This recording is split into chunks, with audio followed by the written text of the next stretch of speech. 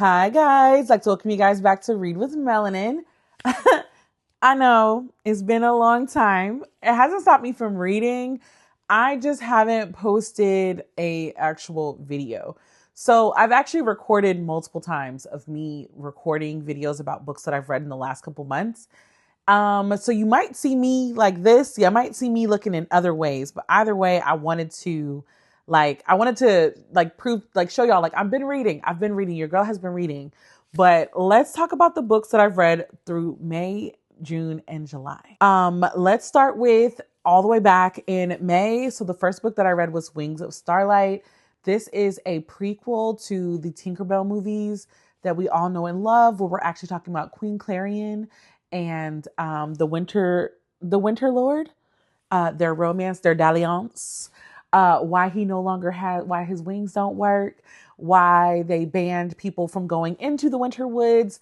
All of those questions are answered in Wings of Starlight. We also get this introduction to Queen Clarion when she is a young queen in training. We get to meet the queen before her. We get to meet Queen Clarion before she really embodied Queen Clarion, where she's really trying to learn herself and learn her everything. And I loved it. I thought it was done really, really well.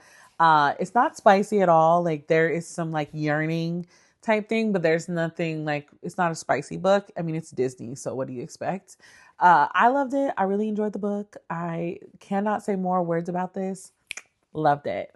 All right. So I got this book a while back in Fairy Loot. It's Emily Wilde's Encyclopedia of Fairies. And I'm not gonna hold y'all. I judged the heck out of this book. I was like, I don't want an Encyclopedia of Fairies. This feels like a dumb idea.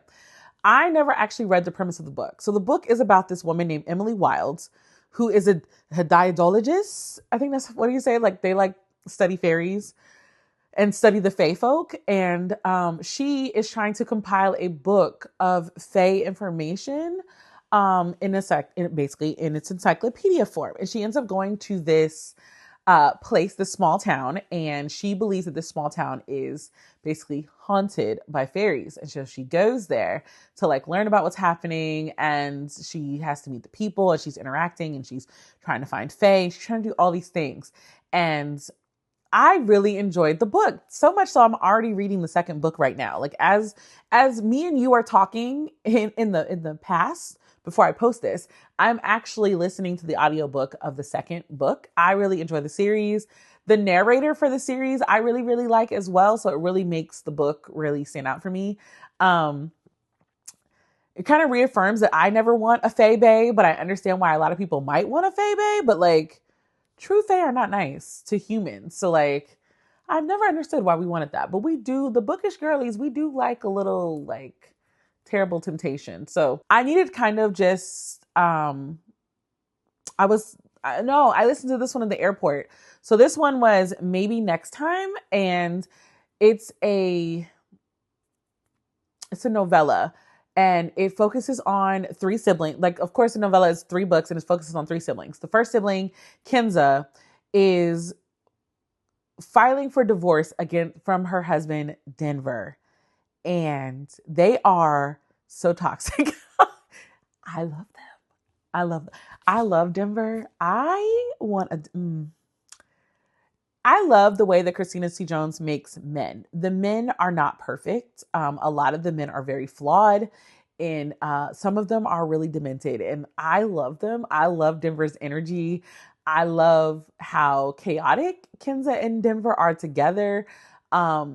This was the first book that I read first romance book that I've read where it's a couple getting ready to divorce, but also needing to have very serious conversations about why their marriage is failing.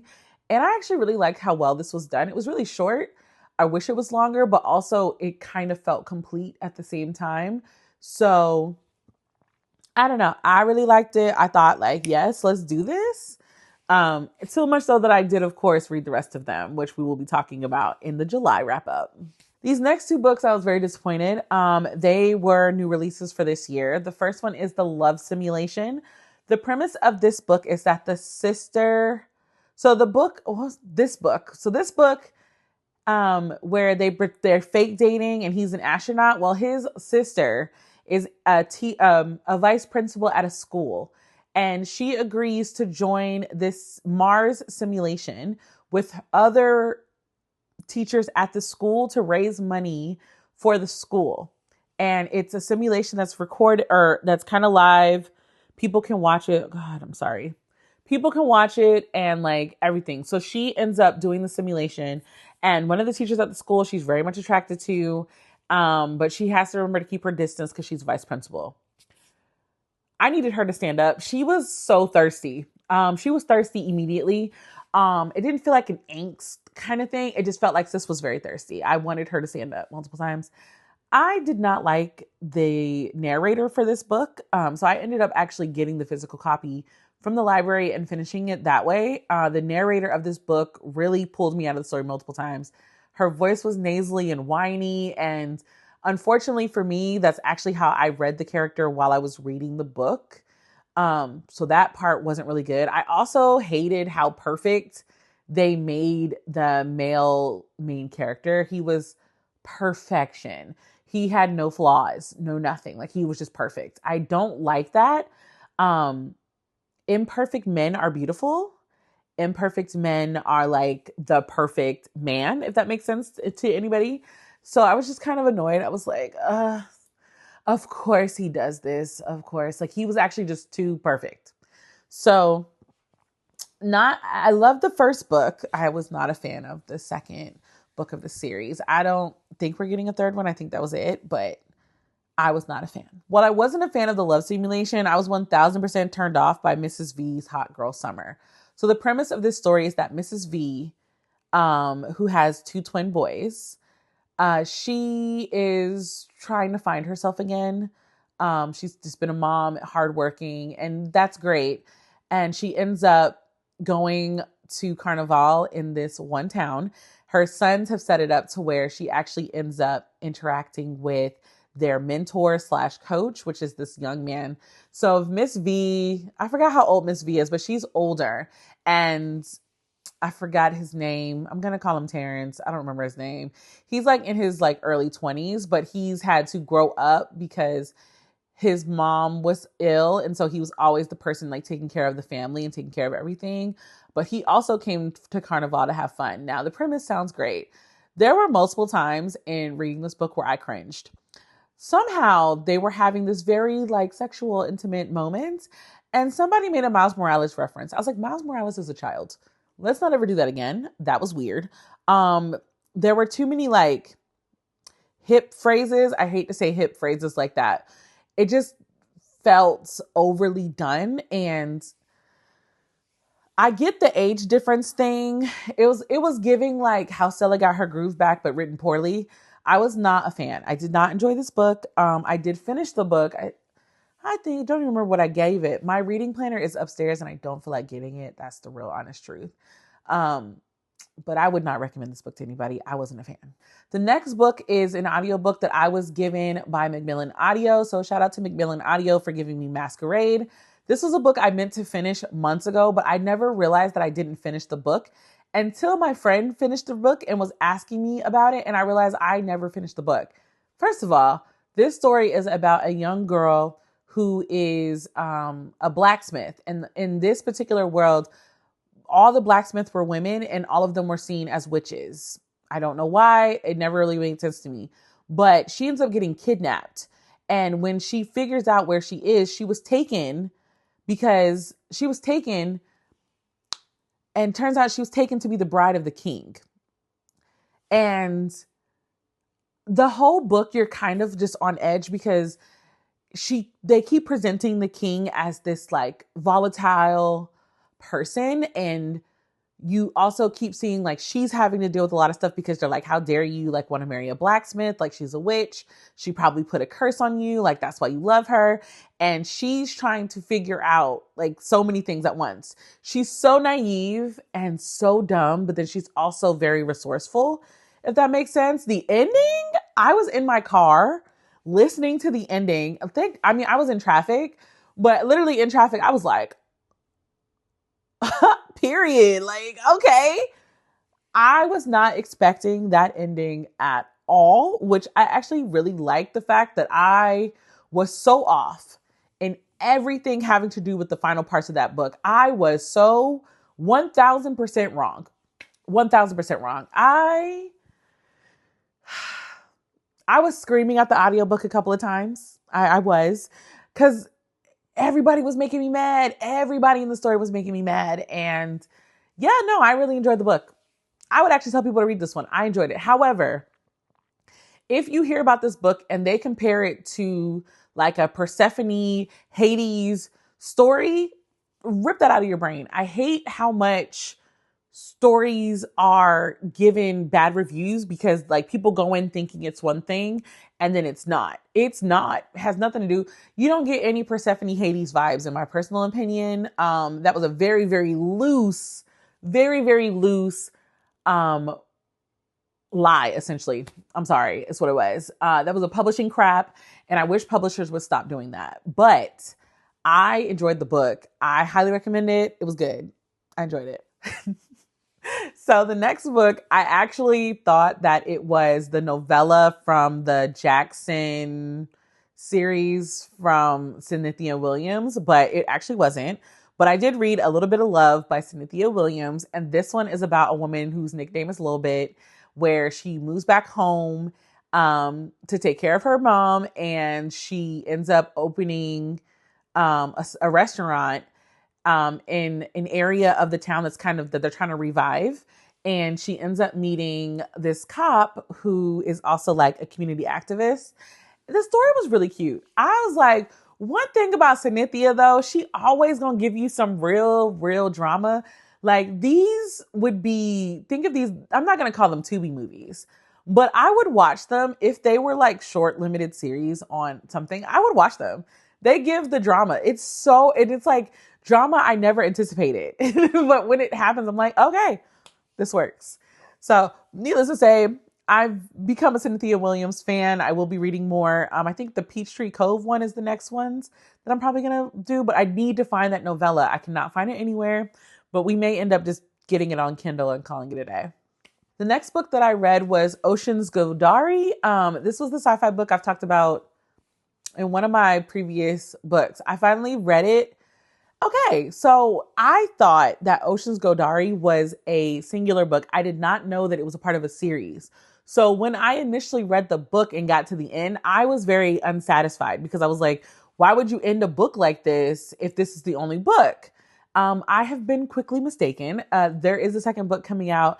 I will be reading the second book. However, I kind of feel like this space opera, because I think this is a space opera, it's a lot of setup. So the first book, we get a lot of information.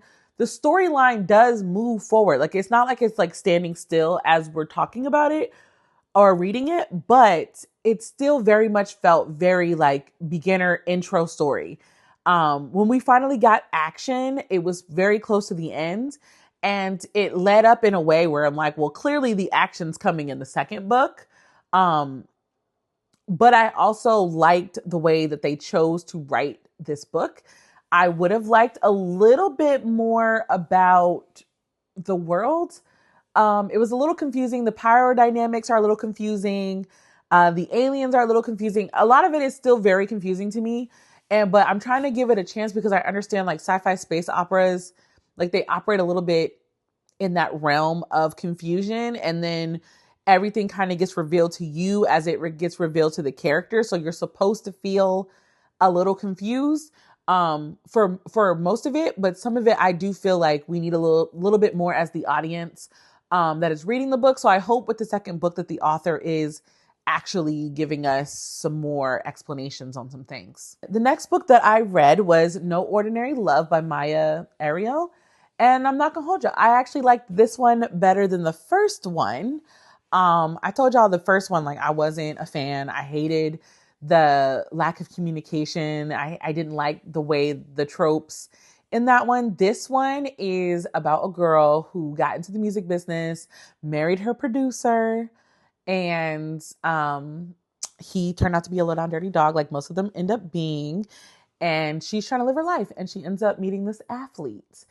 And this athlete is recently divorced after finding out that his wife was sleeping with his like really good friend / teammate. I liked the story. I liked the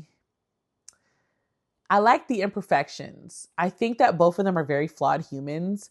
I think she's really, really hurt, but I actually believed that they really liked each other. I believed that there was attraction. I believed that their relationship wasn't just a rebound. I actually really believed that reading the book. So it really made me like really happy to have it. I felt really good. I was like, this is good. I keep looking at myself because it's getting darker and darker and I'm trying to hurry up.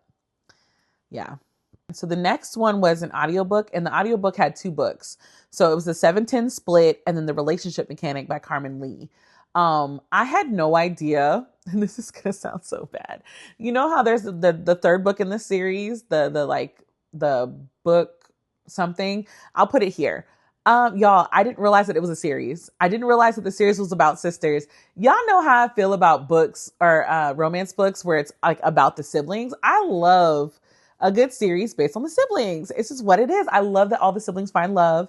And this series was no different. However, I do feel like 710 Split is stronger than The Relationship Mechanic. So 710 Split is about a girl who's teaching at a school, and her ex-best friend / rival ends up coming to teach at the school, and they're both bowling people. And they end up coming together to form a bowling league at the school, while also having to address the history of them, some things that happened to them when they were younger that may have caused the rifts, as well as addressing the clear attraction that they have for each other. This is a sapphic romance. I didn't like the audiobook for this. Not gonna hold y'all. The narrator's choice of voices threw me off. I didn't like the way they did one of the girls' voices at all. It just really threw me off. It didn't feel genuine because, like, how are you describing her voice as like a buttery, like smooth voice, but like then you're giving me like a male voice as I don't know. That part bugs me, but other than that, I liked them. I believed them. You kind of get like you already knew. I mean, it's reading a romance book, so you kind of already knew like clearly there's something more for them between them, but what was actually between them, I really, really liked the way they did that. I was like, okay, this is believable. So the Relationship Mechanic is about the youngest girl, the youngest sister, who ends up taking over her dad's mechanic shop. She takes over her dad's mechanic shop, and she gets a call that there's a car on the road that needs to get towed. And that's where she meets old girl. Old girl is actually best friends to the girl that moved back into town recently. So they're automatically connected. They kind of form a situationship, and of course, y'all know situationships never end well. So it's one of those stories. I wanted to believe their little rendezvous situation. I really couldn't believe it. I don't know why. I don't really know what kept pulling me out of the believable zone, but I didn't really believe that they were going to be a real couple or anything. I was like, why? Why? There's nothing about her character that's proving why. I don't believe people change that off that fast. So maybe I'm jaded. Maybe I'm not. I don't know. But I do want to read the third book, The Older Sister. Y'all know I love when the older sister finds love. So I will be reading the third book.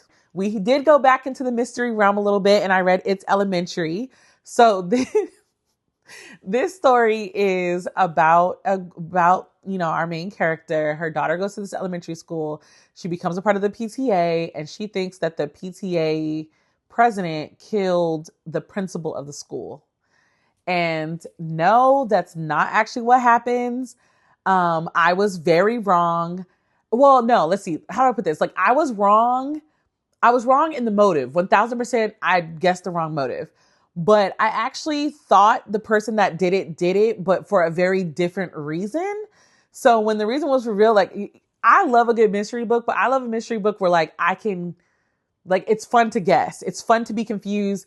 They do a really good job of making you think it's one person or another. Like, I thought it was done really, really well. I will be reading the next book in this one too. I like this author.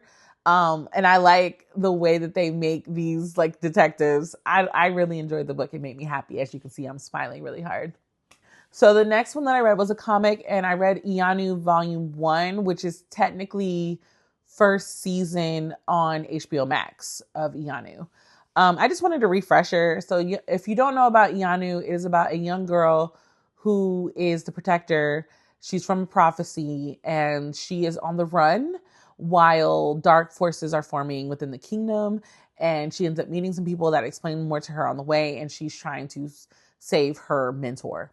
So that's the premise. If you don't want to read the comic, there is the first season on HBO Max, which I liked. I will say Ianu's voice is annoying and a little bit grating, but it's fine. It's fine. I finally read Jade City. It's one that I've always heard people talking about, and I've just never picked it up. But it was finally available at my library, so of course I did. And the story is basically this idea, like they're on this island, and this is before like full colonization, gentrification. But there are people that are born that are able to wear jade, and by wearing jade, it gives them like extra power, extra strength. They are like the elite. There are also people that can handle jade and get no side effects from handling it. And then there are people that want more jade, but they cannot handle more jade. And so that makes them sick or crazy or both. Jade is the hot commodity in this book, and the collection of jade is what causes a lot of problems so far from what I'm gathering. There are 2 more books in the series. It does focus on 3 siblings. The oldest brother, I forgot his name, the youngest brother who's a hothead, and he's like the hands of their gang. So he's like the one that like handles business. And then of course the middle girl, which is the girl, she left her family to go with the Spaniard, and then came back, and now she's trying to get her life together. She doesn't really want to be a part of the family business. They are a gang. There are 2 rival gangs on this island, and it's like they end up unraveling all of these conspiracies and all of these things happening. The ending of the first book. Again, I was in my car, and I was listening to the audiobook because I really needed to know how it was going to end. And bruh, I was like, no. So yeah, I will be reading the second book. I just need a break from it because it was a lot. There was a lot of drama and a lot of like moving pieces to keep track of. So I just want to like take a break. Okay, so those were May and June. So now let's talk about the books that I read last month. If you've been here this long, thank you for still staying. Love you. So I read Harmattan series by Tochi. I read Harmattan Season by Tochi Onyebuchi, which y'all should have known I was going to read it. But I was gifted the audiobook by Macmillan Audio, so I do want to thank them for this book as well. And I didn't know what to expect, so I knew that it was a noir mystery kind of book.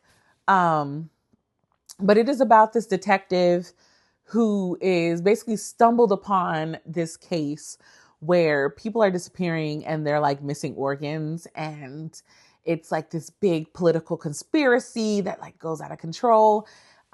It was intriguing. I can't pinpoint what about Tochi Onyebuchi's writing that I really enjoy. But this one had my attention the whole time.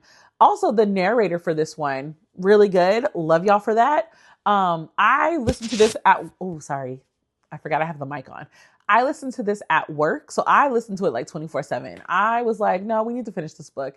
I think I took a couple breaks in the book just because like it got really intense and I felt the suspense and I just was like, I'm not ready for the suspense. I'm just going to take a break. So I would put it down and pick it back up. I really liked it. Like I said, it's categorized as like a noir type book. And when you look up what a noir type book is, like it'll make sense. Another audiobook that I was sent by Macmillan Audio is The Enchanted Greenhouse. And this was from The Spell Shop. So remember how I read The Spell Shop? Well, the second book is The Enchanted Greenhouse. And so if you read the first book, you'll know that there's a sentient plant in the first book. The person who created the sentient plant was punished and turned into a statue that was in the library from the first book.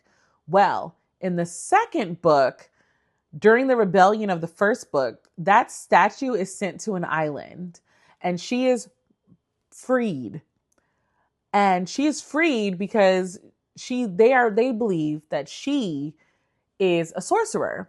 And y'all remember from Spell Shop, sorcerers were like specific people, and that she could save the greenhouse because she was a sorcerer. I enjoyed the book.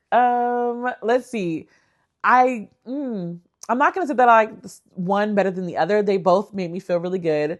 This is a very cozy fantasy type thing. Like the suspense is very minimal. The like actual danger and violence is very minimal. I actually really liked the male love interest in this one. Between the two, he's my favorite. It's like they give such a good description of him in your mind that he also kind of reminds me of Mark from Coral Island from the game that I'm playing. So and he can cook. We love a man that cooks in these romance books, right? So I really liked it. I was all for it. So I read Maybe This Time, and then I read the last book, which is Maybe One More Time. So Maybe This Time focuses on the brother. So it's Trace. It's Des and Trace. So Des Bryant, the lawyer that y'all have seen pop up in multiple Christina C. Jones books, she and her friend Trace end up like getting together. Fake marriage. Like they do like a fake wedding in Vegas, and they're drunk and they wake up the next morning and it's like, okay, like, is this a good idea? Is this not a good idea? And I love them. I love that it's really that simple. Like sometimes friends can be more than friends if time goes by. And the whole series is about, so Trace is Kenza's brother. And then we have the last one. I'm just going to talk about them both at the same time. Because if y'all remember the motorcycle series, with Blue. Oh, my phone battery is dying. We got to hurry up. We are losing light. Okay. So I was talking about maybe this time. If y'all remember from the motorcycle series from Christina C. Jones, Blue is the leader of the motorcycle gang. Well, Blue ends up meeting the third sibling. What is her name? Nessa. Listen, Nessa and Blue, I was like, I feel like I'm interrupting something. Like, am I old enough for this?